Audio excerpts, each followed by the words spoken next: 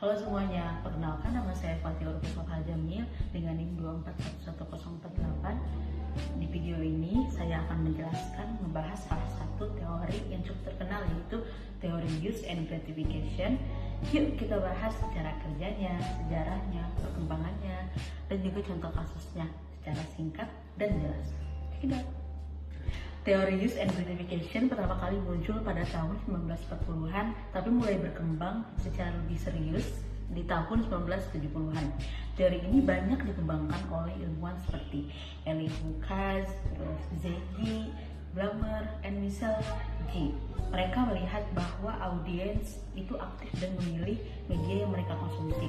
Artinya orang tuh gak cuma jadi korban dari isi media, tapi justru mereka juga punya tujuan sendiri kenapa mereka nonton, dengerin, atau baca sesuatu. Ini berbeda banget dengan teori-teori sebelumnya yang kita anggap tuh audiens itu pasif, seperti dalam teori jarum hipodermi. Baik, selanjutnya di sini kita masuk ke perkembangan motif utama. Perkembangan teori ini makin relevan seiring berjalannya pilihan media, banyaknya pilihan media seperti dari TV, radio, sampai media sosial. Konsep utama dari teori ini adalah bahwa orang menggunakan media untuk memenuhi kebutuhan tertentu. Ada 5 kategori kebutuhan yang sering digunakan dalam teori ini. Yang pertama, kebutuhan kognitif. Itu untuk cari informasi atau pengetahuan. Terus yang kedua, ada kebutuhan afektif, itu buat hiburan atau kesenangan emosional. Terus yang ketiga, ada kebutuhan pribadi, itu untuk membangun identitas diri. Terus yang keempat tuh ada kebutuhan integratif sosial, itu biar tetap terhubung dengan orang lain. Terus yang kelima tuh ada kebutuhan pelarian, itu untuk kabur sejenak dari tekanan atau stres kehidupan. Oke, selanjutnya di sini kita masuk ke cara kerja teori tersebut. Cara kerja teori ini bisa dijelaskan dengan sederhana. Yang pertama, individu punya kebutuhan.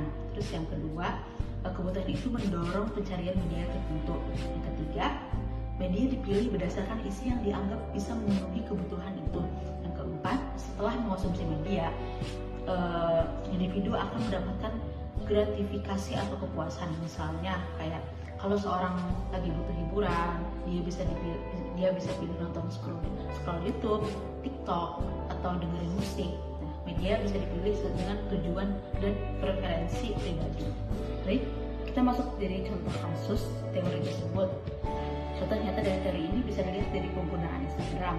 Misalnya seorang pakai Instagram untuk yang pertama kebutuhan sosial, kayak update bareng teman atau update bareng keluarga di story, upload di story. Yang kedua, kebutuhan afektif.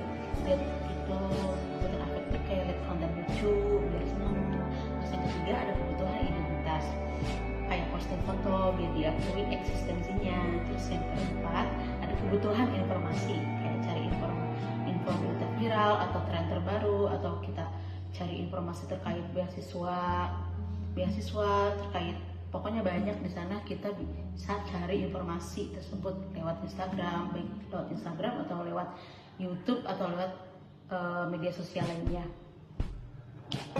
Jadi teori use and gratification itu menekankan bahwa audiens itu aktif berperan besar dalam proses komunikasi. Mereka punya kontrol atas media yang mereka pilih, dan itu sangat relevan dengan dunia digital sekarang. Terima kasih sudah menonton. Semoga penjelasan tadi bermanfaat dan bisa bantu kamu lebih mengerti tentang teori ini. Sampai jumpa di video berikutnya. Bye bye.